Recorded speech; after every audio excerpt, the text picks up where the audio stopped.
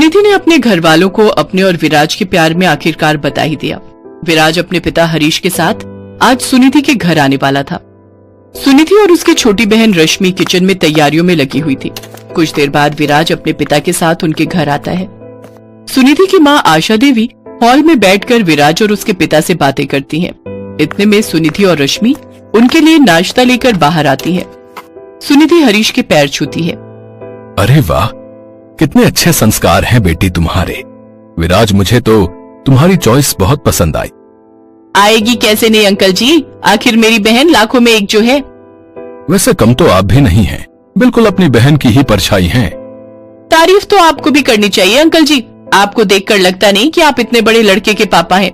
कितने अच्छे से मेंटेन किया है आपने खुद को। हाँ ये तो है। तुम्हें पता है, जब मैं स्कूल में इन्हें पेरेंट्स मीटिंग में लेकर जाता था ना, तो सब टीचर्स को यही लगता था कि मैं अपने पिता को नहीं बल्कि अपने बड़े भाई को साथ लेकर आया हूँ। सही है भाई साहब, शक्ल से उम्र का अंदाजा लगाना भी नहीं चाहिए। अच्छा, अगर आपको हमारी सुनिधि पसंद है तो हम आज ही दोनों की सगाई कर लेते हैं। हाँ हाँ, नेकी और पूछ पूछ। दोनों परिवार मिलकर उनकी सगाई कर देते हैं। फिर 3 महीने बाद उनकी शादी का मुहूर्त निकलता है।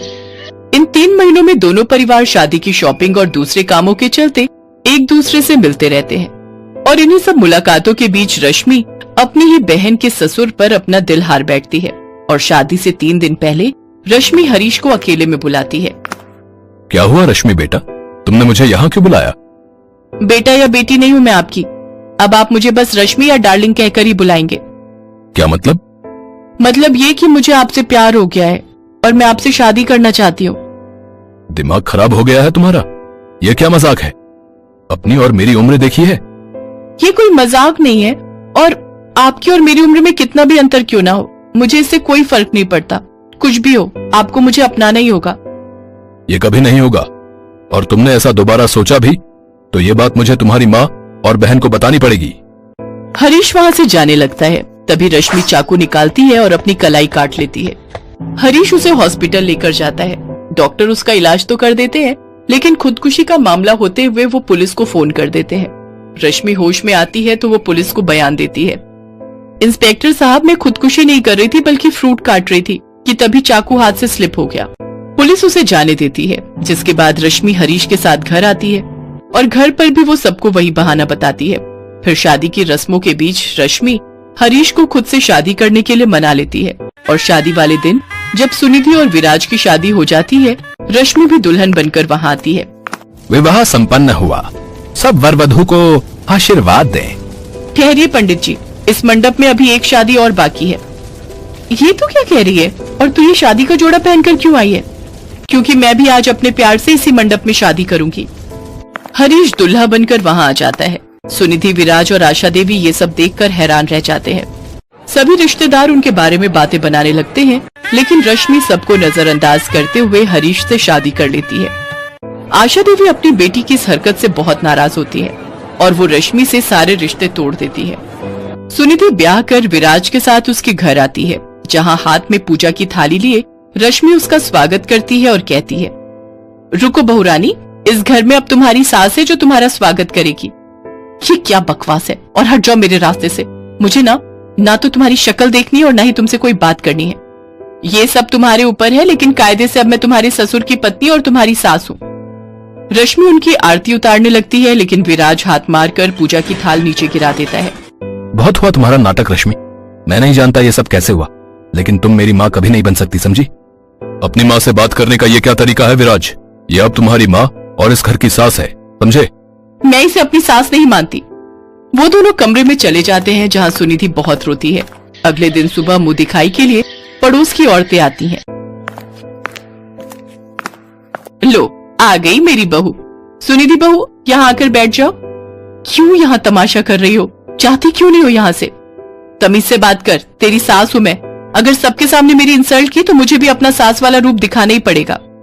हरीश भाई साहब को भी देखो बुढ़ापे में क्या शौक चढ़ा था शादी का, जो अपनी ही बहू की छोटी बहन को फंसा लाए और बेटी की उम्र की लड़की से शादी कर ली। आपको क्या दिक्कत है? आपकी बेटी से ब्याह किया है क्या उन्होंने? अब चलती बनो यहाँ से। हमें भी शौक नहीं है यहाँ आने का, वैसे भी मुंह दिखाई किसकी करे? यहाँ तो दोनों सास बहू एक साथ ही ब्याह कराई हैं। चलो बहन। वो सब वहां से चली जाती हैं। इन सब से सुनिधि गुस्से में आकर रश्मि पर चिल्लाते हुए कहती है, आखिर क्या मिला तुझे ये सब करके? तुझे सच में पापा जी से प्यार था या बस तूने कुछ दिनों के अट्रैक्शन के कारण ही उनसे शादी कर ली? मुझे सचमुच में उनसे प्यार हुआ है। तुम्हारी शादी की तैयारियों के दौरान मैंने जाना कि वो कितने अकेले हैं, लेकिन सबके सामने उनका स्ट्रांग बनना मुझे बहुत पसंद आया और अब मैं हमेशा उनका साथ देकर उनके इस अकेलेपन को दूर करूंगी। ये सब बातें हरीश और विराज सब सुन लेते हैं। सुनिधि और विराज को अपनी गलती का एहसास हो चुका था। वो दोनों अब रश्मि को अपना लेते हैं और अब चारों खुशी खुशी एक दूसरे के साथ रहते हैं।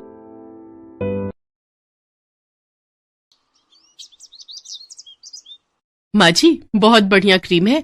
आप एक बार लगाओगी तो आपके चेहरे की सारी झुर्रियां कुछ ही दिनों में गायब हो जाएंगी। अच्छा, फिर तो एक नहीं 2 क्रीम दे दे। वैसे कितने पैसे हुए? माँ जी, मात्र 315 रुपए। ये दोनों एंटी एजिंग क्रीम है। अच्छा रुको, मैं देती हूँ। अरे, मेरे बटुए में सिर्फ 300 रुपए ही हैं। अब क्या करूं? मेरा घर बस थोड़ी दूर ही है। मैं फिर क्रीम बाद में ले जाऊंगी। अभी तो मुझे बाकी का सामान दे दो। 1 सेकेंड, ये लो 15 रुपए। पर बेटी, मैं तो तुम्हें जानती भी नहीं हूं और तुम मुझे बिना जाने पैसे दे रही हो। अभी जान लीजिए आंटी जी। वैसे मेरा नाम स्वीटी है, टेंशन मत लीजिए। वो तो मैं आपको देख रही थी कि आपको क्रीम पसंद आई है, इसलिए सिर्फ 15 रुपए की तो बात है। आप मुझे बाद में दे दीजिएगा। जीती रहो बेटी। वैसे तुम कहाँ रहती हो? तुमसे फिर मुलाकात करनी हो तो कैसे करूं? तुम्हारे पैसे भी तो देने हैं। रुकिए आंटी जी, मैं आपको अपना फोन नंबर देती हूँ। आप मुझे फोन पर अपना घर का एड्रेस दे दीजिएगा, मैं आ जाऊंगी। इसी बहाने आपसे मिलना भी हो जाएगा। हाँ, ये ठीक रहेगा। लिख लो तुम मेरा नंबर।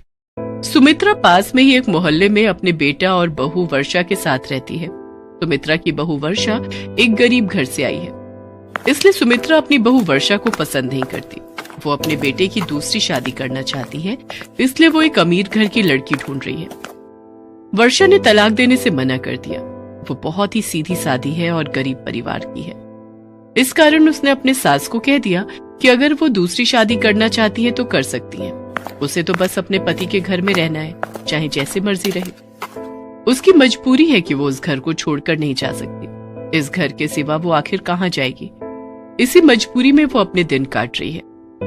वर्षा, ओ वर्षा, मेरी मेहमान आने ही वाली होगी। जल्दी से गरम गरम पनीर और आलू के पकौड़े तैयार कर। माँ जी, कौन आने वाला है? फोन तो किसी का नहीं आया। है कोई? तुझे क्या मतलब? तुझे जितना कहा है उतना कर।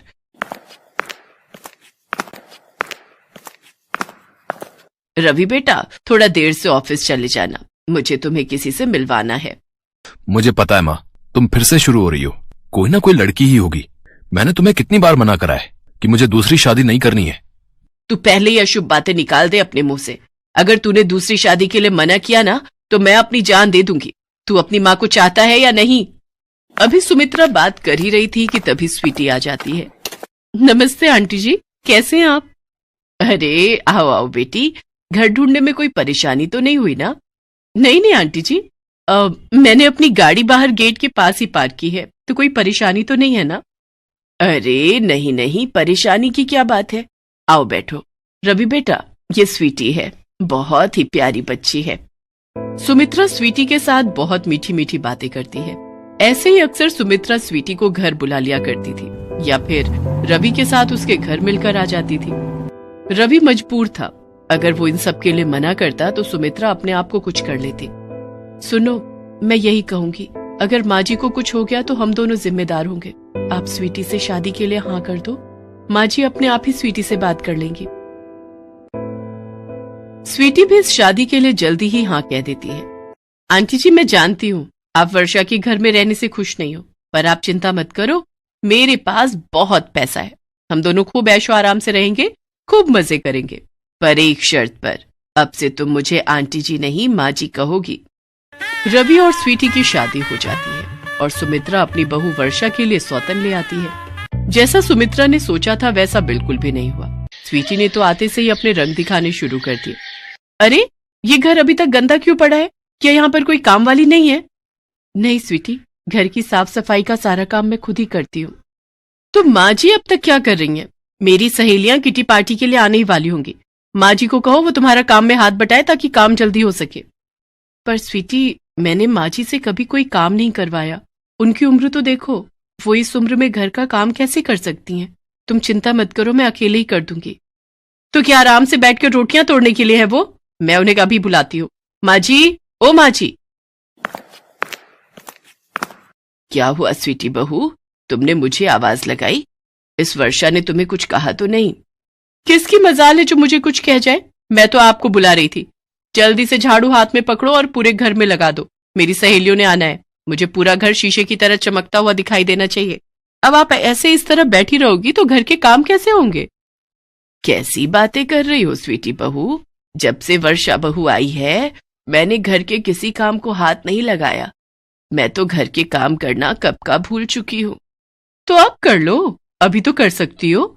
मुझे कुछ नहीं सुनना, चुपचाप घर का काम कीजिए। ऐसे इस घर में कोई नहीं रह सकता। सुमित्रा सोच में पड़ जाती है। उसने अपने पैरों पर खुद ही कुल्हाड़ी मारी थी। वर्षा जैसी बहू के होते हुए उसने स्वीटी जैसी लड़की को अपनी बहू बनाया, जिसकी वजह से आज वो इस उम्र में घर के काम कर रही थी।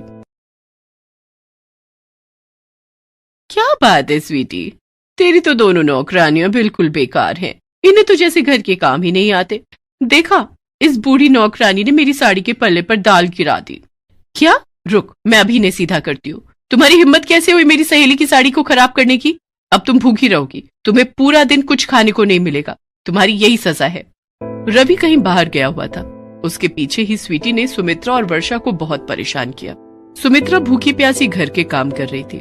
तभी वर्षा चुपचाप उसके लिए खाना लेकर जाती है।